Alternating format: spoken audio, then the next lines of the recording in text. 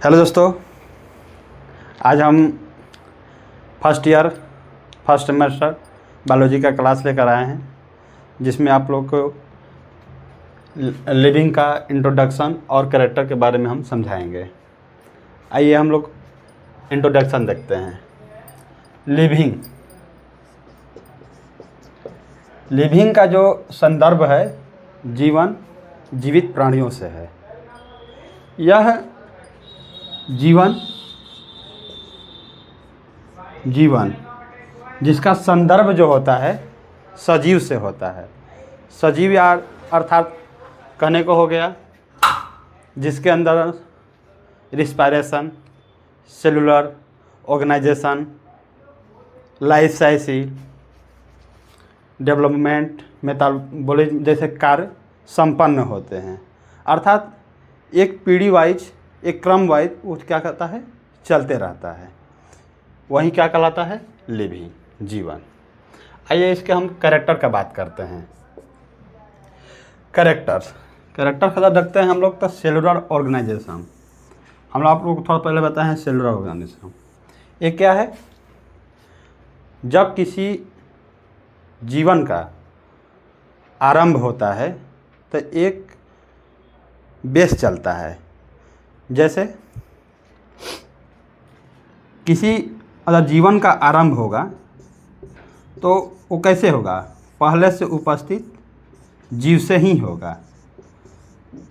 जब ये पहले से उपस्थित जीव से होगा, अगर ये पहले से उत्पन्न नहीं रहा होगा तो वही क्या कहलाता है, सेलुलर ऑर्गेनाइजेशन। इसमें क्या होता है, सेल्स एक एक सेल्स मिलके टिश्यू का निर्माण करने लगती है, जिससे एक क्या होता है, पूरा जीवन का संदर्भ चलता है।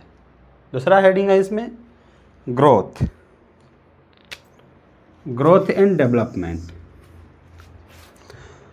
हम लोग देखे हैं सेलुलर ऑर्गेनाइजेशन।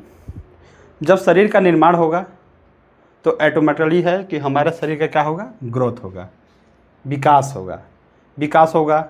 हम अपने एक जीवन की अत्यंत पीढ़ी क्रमबद्ध क्रम क्या करेंगे, चलने लगते हैं।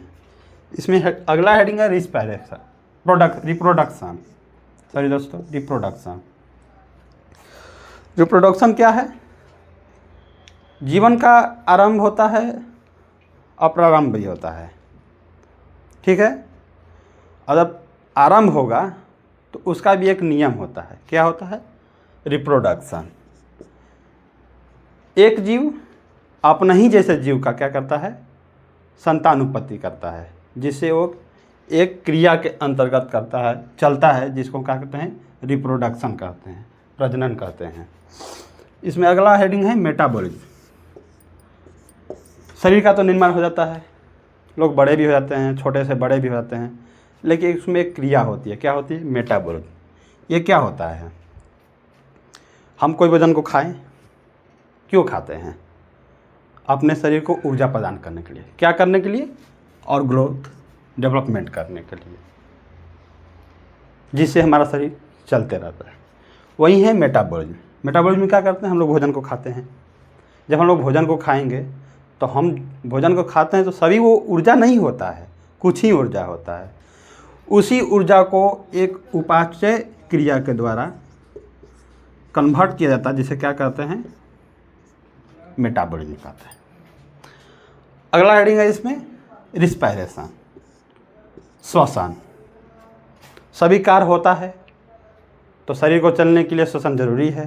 किसी भी जीव को जीवित रहने के लिए श्वसन जरूरी है, जिसमें क्या होता है, शरीर ऑक्सीजन का निर्माण करती है।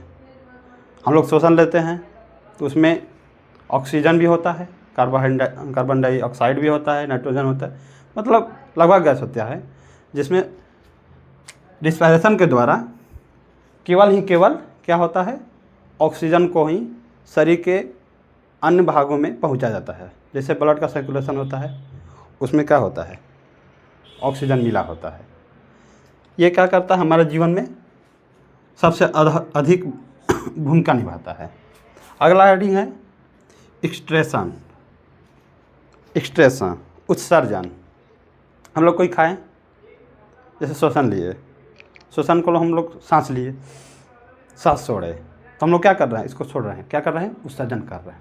जैसे हम लोग भोजन खाएं तो भोजन तो पचता नहीं है, तो कुछ भोजन पचता है, कुछ क्या हो जाता है, उसमें बाहर निकल जाता है। किसी भी माध्यम से पसीना को निकलना या अपशिष्ट पदार्थ को शरीर से बाहर निकलने की क्रिया क्या करते हैं, स्ट्रेसन, उत्सर्जन कहते हैं। क्या कहते हैं, उत्सर्जन कहते हैं। सभी क्रिया तो होती है लेकिन एक क्रम। इसे थोड़ी देर पहले हम लोग लिविंग के बारे में पढ़े हैं, जिसमें लिविंग के कैरेक्टर और उसके बारे में डिटेल जाने हैं। अगला टॉपिक में हम लोग जानते हैं डाइवर्सिटी। डाइवर्सिटी विभिन्नता। इसमें क्या होता है, किसी जीव को ले लें, चाहे किसी संस्कृति की जो गतिविधियाँ आती हैं उनको ले ले, चाहे जो कल्चरल हम लोग को चलते आ रहा वो हो गया, समाज की तौर पर जो देखा जाता है उसमें ये क्या करता है, उसमें मतभेदों को क्या करता है, स्वीकार करता है। वही क्या कहलाता है, डाइवर्सिटी। जैसे कोई भाषा है, जैसे हम लोग का हिंदी हो गया, किसी का इंग्लिश हो गया, और अलग अलग क्षेत्रों में अलग अलग भाषाएं हो गई, किसी का रीति रिवाज हो गया, किसी का रीति रिवाज हो गया, किसी का रहन सहन हो गया, तापमान हो गया। ये क्या करता है, उसमें जो बाधाएं होती हैं उसे परिभाषित करता है। अगर इसमें हम लोग देखें तो इसके वेरियस एस्पेक्ट ऑफ डाइवर्सिटी, इसके अलग अलग मतभेद हैं। जैसे सोशल डाइवर्सिटी, इसमें क्या होता है, सोशल, नाम से ही पता चल रहा है सोशल। इसमें लोग एक दूसरे से दूर रहते हैं। जैसे हम कहीं और रह रहे हैं तो इसमें क्या होता है, भाषा का मतभेद होने लगता है, जिससे हम लोग प्रभावित होते हैं। क्या कहलाता है, सोशल डाइवर्सिटी।